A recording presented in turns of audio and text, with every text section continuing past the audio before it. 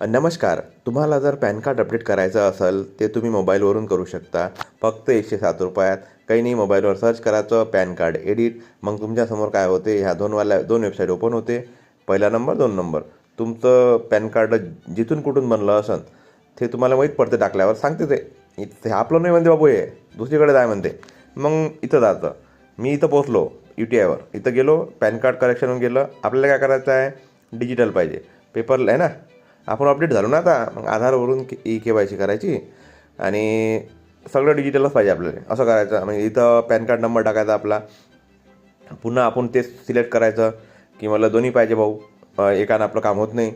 ठीक आहे, मग सबमिट करायचं. मग आपण पुढं जातो. पुढं गेलं की तुमच्यासमोर ह्यावाला फॉर्म ओपन होते. यामध्ये तुम्हाला तुमचं नाव, वडिलाचं नाव, आईचं नाव हे राहते, ऑप्शन राहते. भराचं नंतर भरा, नाही तर नका भरू, त्याला की फरक पडत नाही.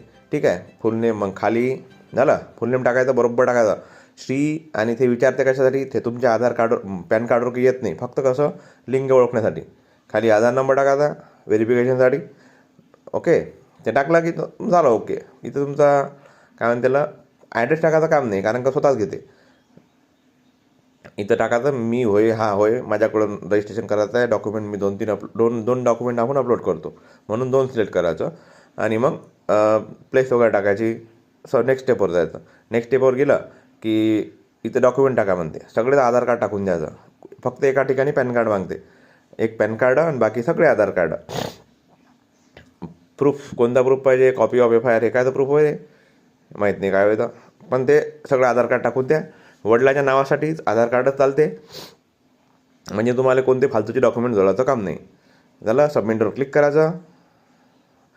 हे काय document proof, date of birth proof, PAN proof. पॅनसाठी पॅनच लागेल ना, फादरसाठी आधार कार्ड लागेल. मग जायचं, मोबाईलमधून फोटो काढले असते आपल्या, PDF बनवायचं, टाकून द्यायचं.